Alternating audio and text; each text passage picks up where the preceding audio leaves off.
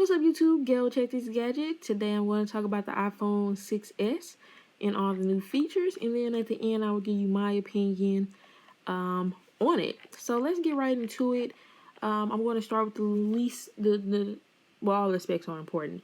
So we have an updated chip, the A9 chip, 64-bit chip in there.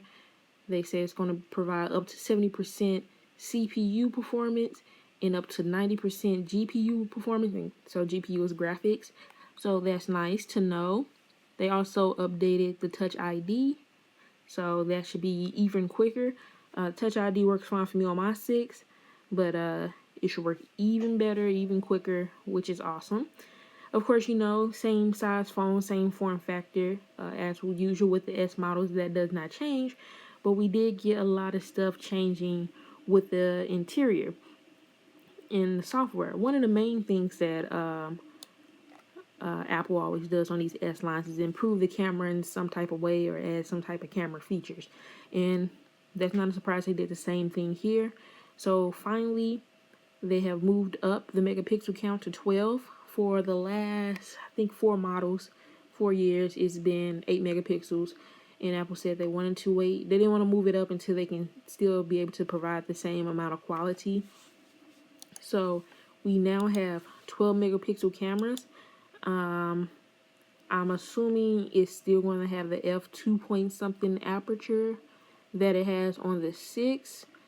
They did not necessarily specify that, and I am not necessarily seeing anything about the aperture as I look through the page that's supposed to give more details about the camera. So I'm going to assume that it's still going to be the same 2 point something aperture. I can't remember if it was 2.8 or 2.2 on the 6, but it's 2 point something, which is very, very good, and I want them to leave it that way. We're going to say that it's 12 megapixels, but it's still with the 2 point aperture. I can't see them upping that. I would hope they didn't do that. So that's that. They also now have 4K videos, which, you know, that's cool. You know, it's not too many people that have 4K monitors to really appreciate the 4K. But in the grand scheme of things, if you shoot your stuff in 4K and somebody's watching on 1080 screen, it should look even crispier for them. Ideally, it should work like that. One of the other interesting things that I did not see coming was live photos. And what live photos is it allows you to, when you're browsing through your gallery, it plays like a short little video clip. And basically what the software is doing is taking a few moments before you take the photo and a few moments after you take the photo to take the picture, to provide the picture, and they call it a live photo. Now, Apple says it's only going to take up a little more space, but that's the point. It takes up more space, and Apple is still giving us the 16 gigabyte phone, which I'll get into that rant towards the end of the video. But that's what Apple says. So that is a really neat feature. It actually reminded me of this program software that I saw when I was at CES. Not last year, but the year before, in 2014-ish. Yeah, I think 2014. But I cannot remember the name of it because someone else showed it to me. It was like Fix or something, but it was basically what Apple was doing with the iPhone. It was the same type of thing of taking a picture, but it had motion to it, but it wasn't video. It was the same exact type of thing. And as soon as I saw Apple do that, it instantly reminded me of that app. And it was an app that you can get on the iPhone. And gosh, I can't remember it right now. And I know they hate that Apple probably came out with this because it's pretty much the same thing that they were doing. So this has been that feature that Apple's with live photo. It's been out because I saw it. And I downloaded that. I used to have the app downloaded, and then I don't know. I guess if I go in my purchase apps, and I can go back and find it. But yeah, so I think that's a cool feature. It's interesting. I I definitely don't need it for all my photos. So I'm going to try to remember to turn it on and turn it off. But, you know, sometimes things can be sudden when you take a picture. So you might just want to leave it on all the time. But that takes up extra space if you really don't need that feature for, you know. Because a lot of the times I'm taking pictures of stuff I want to buy. Like when I'm at the mall and I see some shoes, or I'll take a picture of it so I can remind myself, hey, I want to buy that. So I don't really need a live video of that. So me picking up the shoe and putting it back down. I just need a picture of the shoe. So I'm going to have to remember to turn that on and turn it off, just so I don't always have to look at live photos of photos I really don't need the live photos for. What I can really appreciate this for is when I'm out of town and taking pictures. I think that's where it comes into effect right there. Pretty cool. And when it comes to dealing with kids and taking pictures of kids and maybe events and things like that.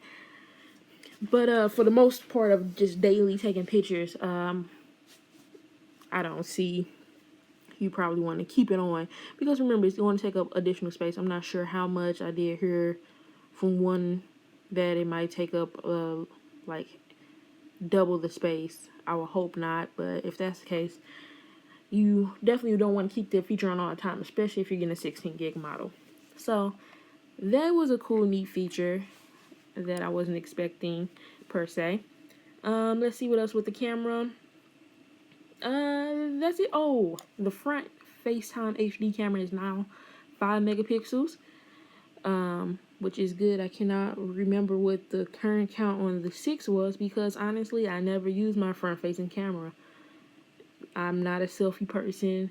I never ever use it. I don't FaceTime because I really have no one to FaceTime with. No, most of my other family members have Android, and I don't know, we just don't FaceTime. It's just not something we really do. So I really actually never use my FaceTime HD camera, so I'm not sure what the megapixel count on there was. I want to say it was like 1 point something, maybe 2.1. But either way it goes, so it's now a 5 megapixel HD camera. And for all the people that do like to take selfies, they have now included a flash, so you can do that. But they did not install the flash on the front, like, you know, some phones did back in the day. They changed it so that the screen will act as your flash, which makes sense as bright as it is. So basically the whole screen will just turn white and act as a flash, which I think that's pretty good for you know, people that like selfies. So that is everything in the camera department. So if you are a photographer, usually this is how Apple gets me to upgrade, is changing something in the camera, because I'm a photographer. So I just usually just can't, you know, every time I change something in the camera, I just gotta have it. So that's usually how they make me, or not make me, I end up upgrading. So that feature's pretty good. I can't say that would solely make me upgrade. I'm really, really intrigued by the live photo, but I can't say that would solely make me upgrade. Only because, you know, the iPhone 6 Plus camera is good, and I think that's what a lot of people is. I don't know if you have to really be of the creative side and want to, you know, have those upgrades from the camera if you just upgrade based on the camera, because as you know, the iPhone 6 Plus camera is basically the top-notch camera on a smartphone. So that's already really, really good, and it's already top-notch. So most people will still be content with that. So I don't see that as being the only thing that will make people strictly upgrade. On to the most important feature. Let's talk about, I don't know if I mentioned LTE and Wi-Fi. If I didn't, I don't think I did. So now they have faster LTE, most events, most supports the most LTE bands in the world, on any smartphone, faster Wi-Fi, you know, the typical.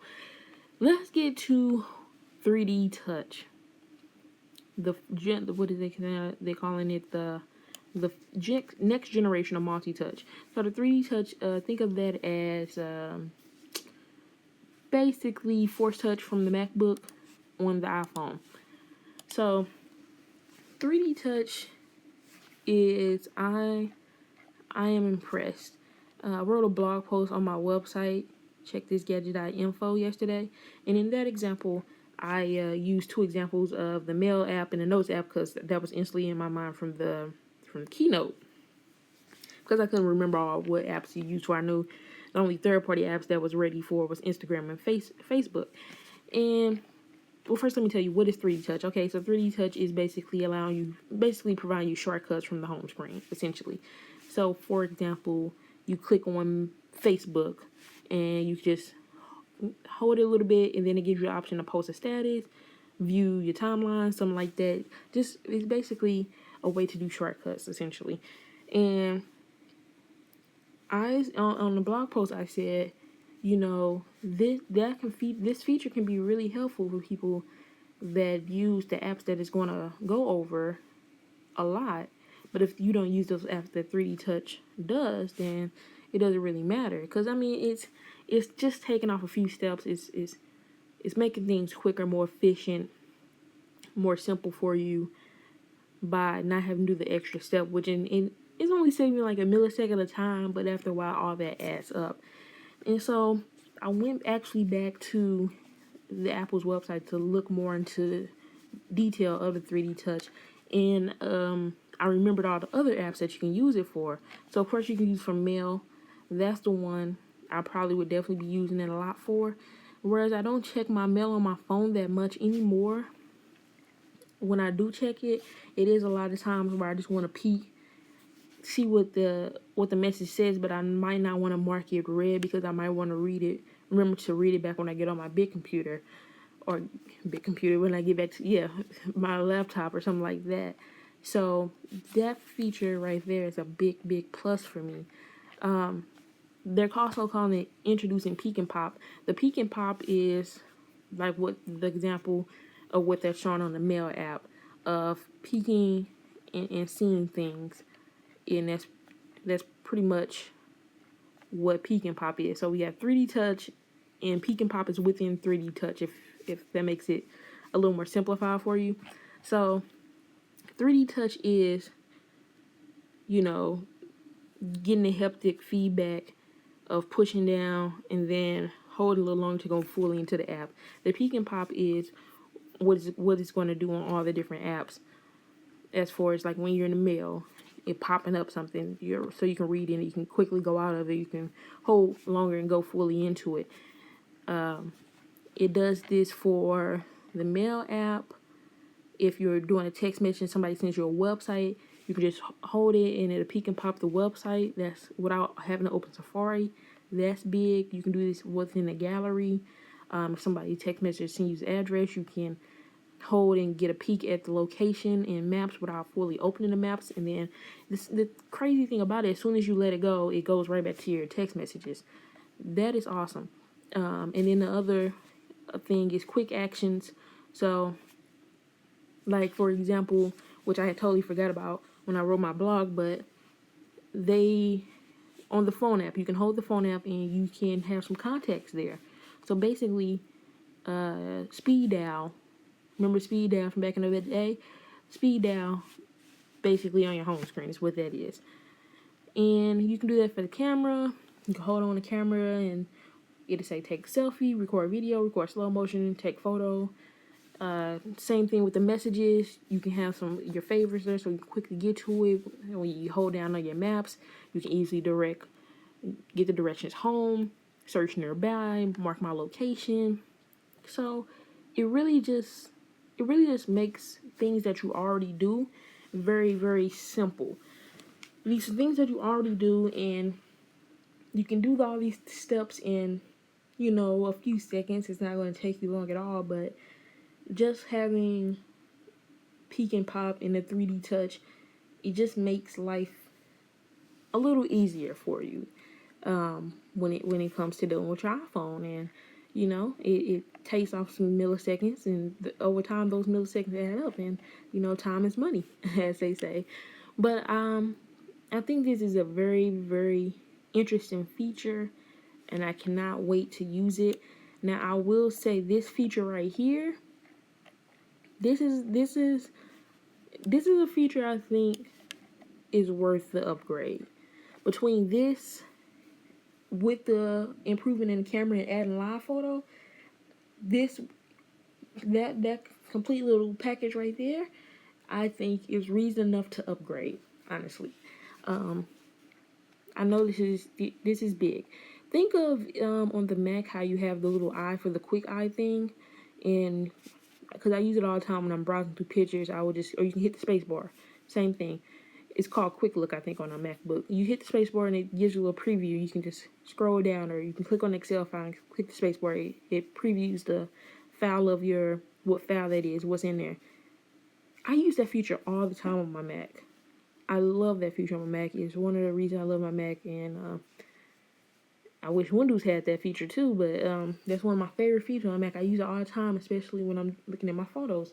I would just click that, and that's how I easily delete which photos I don't want by using a quick look. Peek and pop on the iPhone, it's the same thing as quick look on the MacBook. It's that same feature. So if you're one of the people that uses that feature a lot on your MacBook or your iMac, then you're going to want to upgrade to get this feature. You definitely want to upgrade to get this feature because it's just going to make your life just that a little bit easier. Just a little bit quicker. You can do stuff and things like that. So, am I getting the new iPhone? Yes, I am. My reservation successfully went through for me to reserve at the store. I plan to go to the store and buy the phone through Apple's upgrade program. I will be getting the 64 gigabyte model. I cannot deal with the 16 gigabyte model because I know within a year I will max it up. It happened to me before. And the last time I got the iPhone 6, when I initially bought it, I just went ahead and got 64 gig, and before I sold that one, I was up to 19 gigs, and that's with me not even having any music on the phone at all. That's just from pictures and apps. I don't even put music on my phone. I never did because I knew it would take up space, and I used to always get to 16 gigs, so I just never done it. But I took up 19 gigs, and I didn't even have any music or videos on my phone. So I don't see how. I'm disappointed that iPhone is continuing to give a 16 gigabyte model out. I understand why they're doing it on the business side because it's money for them, and pushes people up to buy that 64 and get that little extra profit margin. Because if it was a 32 gigabyte model, a lot of people wouldn't buy the 64 gig. I wouldn't. I would just survive on the 32. But at this point, I think by the next iPhone they have to do it. They have to do it, especially if this live photo takes up double the amount of space of the pictures. They're going to have to update that base model of 16. It's just impossible to work with. Just recently, I had a 16 gigabyte iPad Air 2 that had caught for a great deal on Craigslist for $240, but I had to go and buy a 64 gig model. Got that on Craigslist too for just like a little over $100 more, but I had to upgrade because I kept running out of space on my iPad Air 2 because I like to edit video, and I haven't even edited a lot of video on there, but just a little bit of pictures I had from I guess iCloud and stuff, and the apps had took up all the space, and I barely had anything on there. I haven't even imported any of my pictures from vacations or anything like that, and I was pretty much maxed out. And I didn't have any space to work with if I did want to edit video, and I just didn't feel like dealing with the frustration, especially once I realized that Apple is not updating the iPad Air 2 right now. So I was like, well, I might as well just go ahead and make the investment to 64 gig since they're not updating the iPad Air 2. So 16 gig is just very, very hard to work with. You really don't get, and it's really not even 16. It's 11.3. At least that's what I get on my iPhone. It's 11.3. And I don't even know how to do any calculations because it's some gigabytes I cannot find where it's going. Because when I go through the usage, yes, I did this. When I went through the usage and calculated, I was not getting the same amount. So I don't know if they was holding some for this update I got to do. I'm not really sure how they allocate it and how they determine what you're using and all that good stuff. But I will tell you this, at 16, it's not enough. It's not enough. You can only make it work if you don't take a lot of pictures. I'll just say that. If you don't take a lot of pictures, you're not going to be planning on using a 4K video. You might can make it work. Even me, I don't really take video on my phone. I strictly take pictures and then just apps. The apps are huge these days. So, I know the 16 gigabyte model is the better price. Trust me, I know, because when you look at the outright price for the iPhone 6s Plus 64, it's $990 after tax. I'm sorry, not $990, $919 after tax. It's a lot. And if you're interested in knowing about the referral program and all that stuff, watch my previous video. I make a breakdown of that and all that good stuff. But wow, this video is 20 minutes. But yeah, so I did get my reservation. I will finally be on the other side of the line, which would be nice. It'd be my first time actually just being on the other side of the line. Last year I did go get the phone when it came out. I didn't get it on the day it came out. I was going to try to wait, but of course I couldn't wait. And I ended up getting it that Sunday. Came out that Friday. Like usual, I ended up getting that Sunday. And this time I'm going to get it that Friday. This is really, really good because I go out of town the next day. And I get to use all these different features out of town. Because that's where I think the live photo for me will be the most memorable while I'm out of town. So I'm really, really glad that I get to take the phone with me out of town and freshly use it and see what it's all about and put it to work. So that has been my my talk about the iPhone 6s. Should you upgrade from your iPhone 6? In my opinion, I think it's enough to warrant an upgrade because of the 3D touch / peek and pop feature, plus the live photo upgraded megapixels in a 4K video. And not even so much a 4K video, it's 12 megapixels live photo, and then the 3D and peek and pop. It's really about the peek and pop for me. And I think the peek and pop, the 3D with the shortcuts, app shortcuts, and that's the most compelling reason that I'm saying upgrading. Because I don't think it's a gimmick. I think it's really going to be a really, really, really helpful feature. A really helpful feature that makes your life a little bit easier. And then on top of that, the improvements to the camera of a 12 megapixel 4K, 4K video, the live photo, that just adds the icing on the cake to seal the deal. They will also have some accessories, the docks. They got matching docks to match the phones. I will get the rose gold colorway. And yeah, that's it. I'm not going to be getting a dock because the dock costs $49. It looks beautiful. I can show you a picture, showing you pictures of it, but they are $50, and I'm not trying to do that.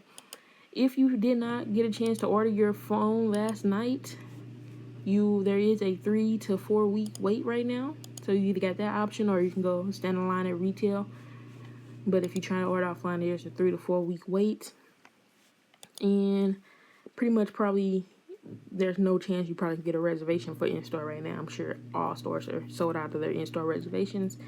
The leather cases are $45. The silicone cases are $35. And I think that's everything. So thank you for tuning into this video. If you made it to the end, you are awesome. I hope I helped you make a decision on if you should buy the iPhone. Oh, for people that have anything before the iPhone, for like people that got iPhone 5, 5S, 4, any of those people, yes, 100% definite upgrade. 100% upgrade to the iPhone 6S. Without a doubt. Easy. If you have an iPhone 6, I can see why you might not be in a hurry to if you're not sure about the Force Touch Peek and Pop, but trust me, you're going to use it, and when you start using it, you're going to enjoy it and be like, how was I ever able to live without this feature?